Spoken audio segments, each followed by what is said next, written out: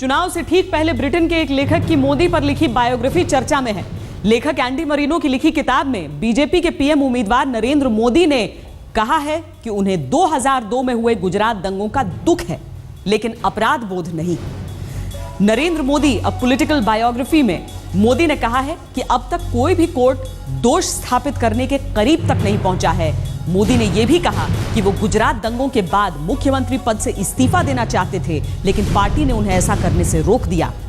मोदी ने ब्रिटिश लेखक को दिए इंटरव्यू में यह भी कहा कि वो 12 साल से आलोचना सहते रहे, लेकिन मीडिया को अपना काम करने दिया, कभी किसी तरह का टकराव नहीं हुआ।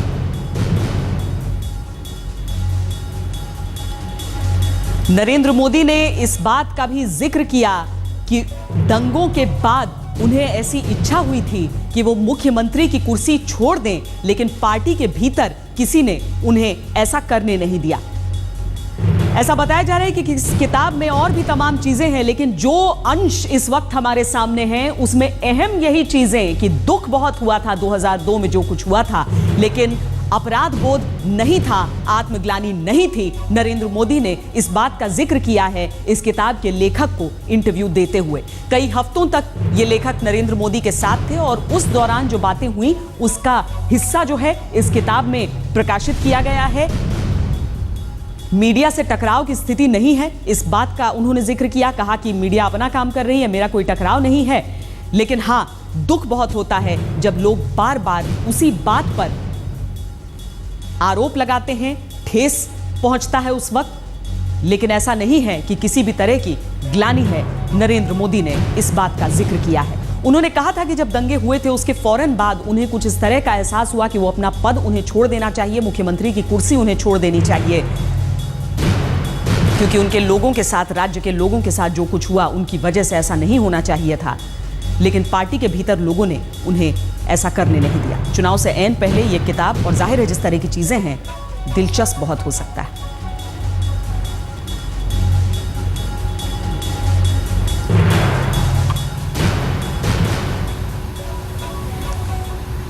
हमारे साथ हमारे संवाददाता बालकृष्ण इस वक्त फोन लाइन पर जुड़ रहे हैं। बालकृष्ण, नरेंद्र मोदी हालांकि खेद कई दफा जता चुके हैं, लेकिन उसके बाद कुछ न कुछ ऐसा कह जाते हैं जो चीजों को कुछ और पेचीदा बना देता है। इस दफा भी कहा है कि आत्मग्लानि नहीं है, यहां पर अपराध बोध नहीं है मुझे कोई।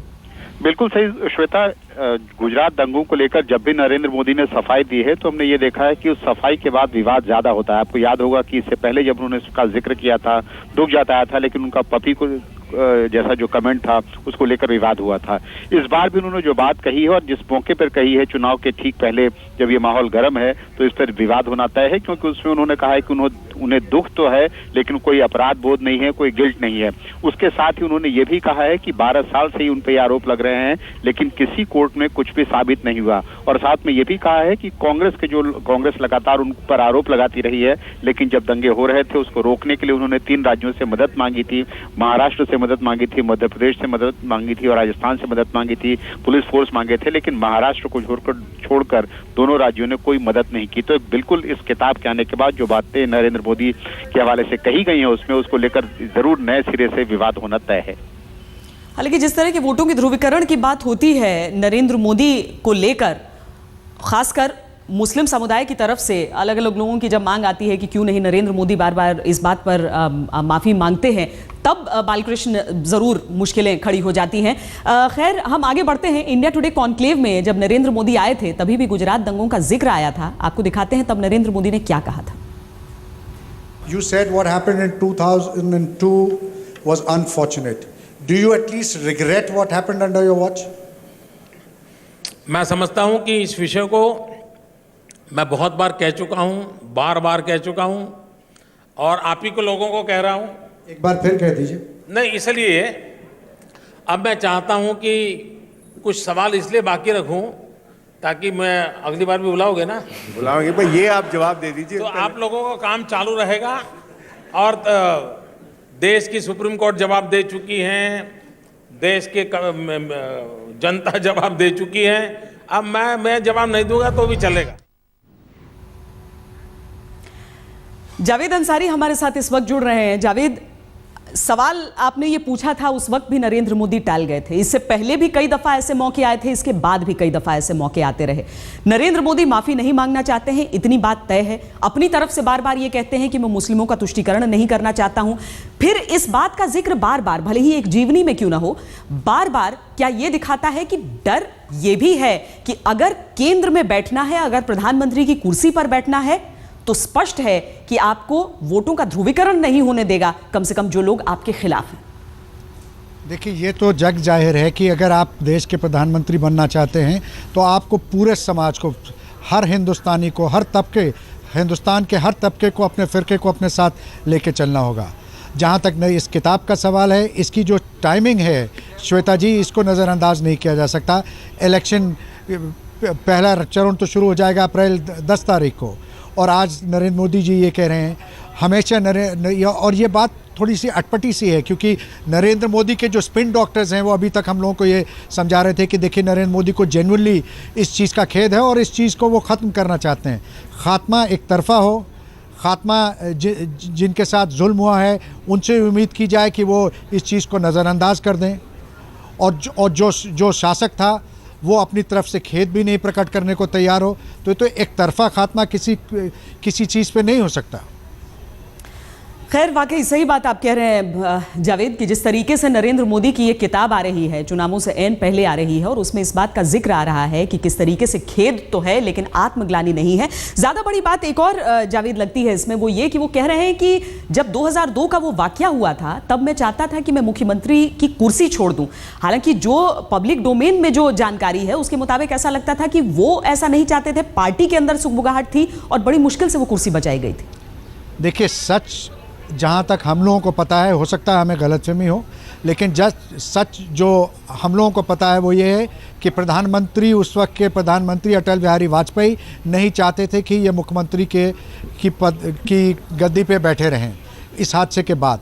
लेकिन उस वक्त लाल कृष्ण आडवाणी, आज तो बात दूसरी है, उस वक्त लाल कृष्ण आडवाणी, उमा भारती, प्रमोद महाजन, इन लोगों ने जो हार्डलाइनर्स माने जाते थे, ये प्रिवेल कर गए अटल बिहारी वाजपेयी पे और इनको सैक करने शुरू कर दिया। हम चर्चा आगे बढ़ाएंगे, इस वक्त कुछ राजनीतिक प्रतिक्रियाएं भी ले लेना सही रहेगा। इस वक्त प्रियंका चतुर्वेदी कांग्रेस नेता हमारे साथ मौजूद हैं। प्रियंका जी, जिस तरह से नरेंद्र मोदी की एक जीवनी आ रही है और उसमें इस बात का जिक्र हो रहा है कि एक बार फिर वो यही बात कह रहे हैं कि खेद है लेकिन मुझे कोई अपराध बोध नहीं है, चुनावों से ऐन पहले इस तरह का बयान, भले ही एक किताब का हिस्सा, एक किताब का अंश। देखिए, जावेद जी जो कह रहे थे, मैं उनकी बात सुन रही थी और उनकी बात से काफी सहमत हूँ कि आज आप बोल रहे हैं कि आप इस्तीफा देना चाहते थे, पर हालांकि सच्चाई कुछ और है।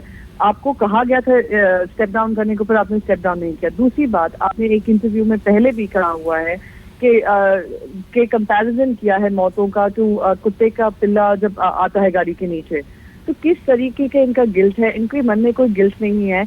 अफसोस शायद उनको बस यही है कि और जाके नहीं जा पाई और दंगे नहीं आगे बढ़ा पाए, अपना पॉलिटिकल करियर उससे और नहीं बना पाए। तो मैं तो बस यही कहूंगी कि ये सारे PR ड्रिवन इनके काम हैं और इनको किसी तरह का गिल्ट नहीं है, किसी तरह की सौरो नहीं है, किसी तरह का क्लोजर नहीं है।